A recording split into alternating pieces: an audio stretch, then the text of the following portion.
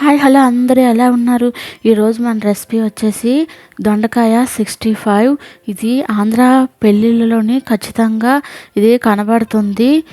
బయట క్రిస్పీగా చాలా టేస్టీగా ఉంటుంది. నేనైతే కొన్ని టిప్స్తో చెప్తాను. మీకు నచ్చినట్లయితే మీరు ట్రై చేయండి. ముందుగా మన ఛానల్ ఎవరైనా చూసినట్లయితే సబ్స్క్రైబ్ చేసుకోండి. వీడియోనైతే ఎక్కడ స్కిప్ చేయకుండా చివరి వరకు చూడండి. ముందుగా దొండకాయలు అయితే ఇలా ముక్కలుగా కట్ చేసుకొని ఒక బౌల్లోని వాటర్ వేసుకొని అందులో ఈ ముక్కలను 5 మినిట్స్ వరకు ఉడికించుకోవాలి. అందులోకి సాల్ట్ను కూడా యాడ్ చేసుకోవాలి. ఇలా ఎక్కువసేపు ఉడికించుకోకూడదు. ఓన్లీ 5 మినిట్స్ వరకే ఇవి ఉడికించుకోవాలి. అవి ఉడుకుతుండగా మనం ఒక పక్క అయితే దీని మసాలా కోసం ముందుగా 6 పచ్చిమిరకాయలు, అలాగే అల్లం, అలాగే 1 స్పూన్ జీలకర్రను వేసుకొని మెత్తగా పేస్ట్లా చేసుకోవాలి. అలాగే దొండకాయలు ఉడికిపోయాయి. వీటిని ఒక జాలీలో అయితే వేసుకొని మొత్తం వాటర్ అంతా రిమూవ్ చేసుకోవాలి. ఫ్యాన్ దగ్గర ఒక 10 మినిట్స్ అయితే పెట్టాలి. పూర్తిగా చల్లారిపోవాలి. వాటర్ అనేది ఇందులో ఉండకూడదు. చూసారు కదా, పూర్తిగా చల్లారిపోయాయి. ఇలా చల్లారిపోయిన తర్వాత దీనిలోని ఒక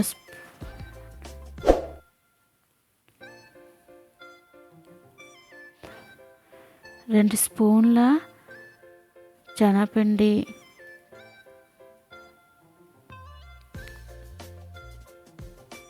అలాగే 2 స్పూన్స్ కార్న్ఫ్లవర్. బియ్యం పిండి అయినా వేసుకోవచ్చు, కార్న్ఫ్లవర్ అయినా వేసుకోవచ్చు. ఇది వేయడం వల్ల క్రిస్పీగా వస్తుందన్నమాట ఈ దొండకాయ 65. అలాగే ఇందులో 1 స్పూన్ కారం, అలాగే మనం ముందుగా పేస్ట్ చేసి పెట్టుకున్న ఈ మసాలాను కూడా యాడ్ చేసుకోవాలి.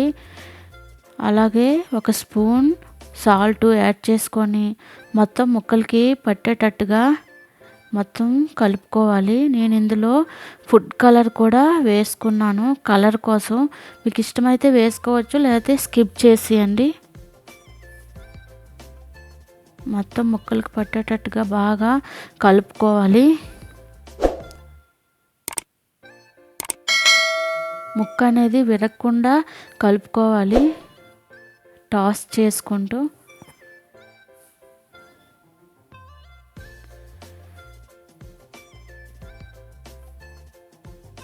ఇందులోకి నేనైతే ఇంకా కొంచెం శనగపిండి అయితే యాడ్ చేసుకున్నాను.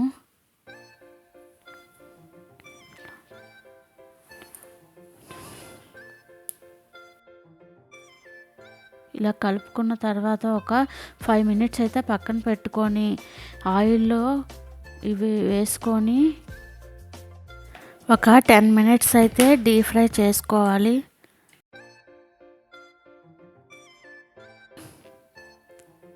మొత్తం ఉడికించుకొని తీసేసుకున్న తర్వాత అదే ఆయిల్లోని వేరుశనగ పలుకులు కూడా వేయించుకోవాలి. చూసారు కదా, గోల్డెన్ కలర్ వచ్చినంత వరకు వేయించుకోవాలి.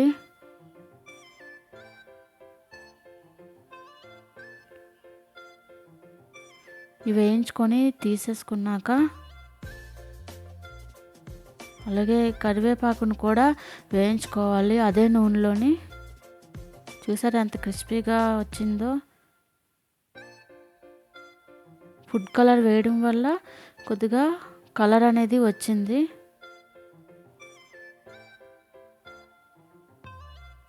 పిల్లలు అయితే చాలా ఇష్టంగా తింటారు, ఏ పిల్లలైనా సరే. క్రిస్పీగా ఉంటాయి కాబట్టి. కరివేపాకు కూడా వేయించుకొని వేసుకున్నాక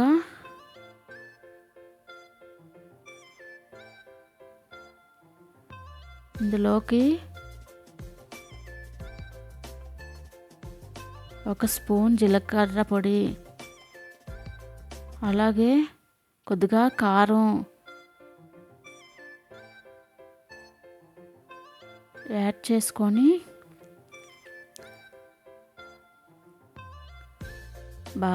మరొకసారి బాగా కలుపుకోవాలి. ఇవి ఒక డబ్బాలో స్టోర్ చేసుకుంటే 1 వీక్ వరకు నిల్వ ఉంటాయన్నమాట. ఇది సాంబార్లో అయినా రసంతోనైనా సైడ్ డిష్గా చాలా బాగుంటుంది. పిల్లలైతే అలానే తినేస్తారు వీటిని, క్రిస్పీగా ఉంటాయి కాబట్టి.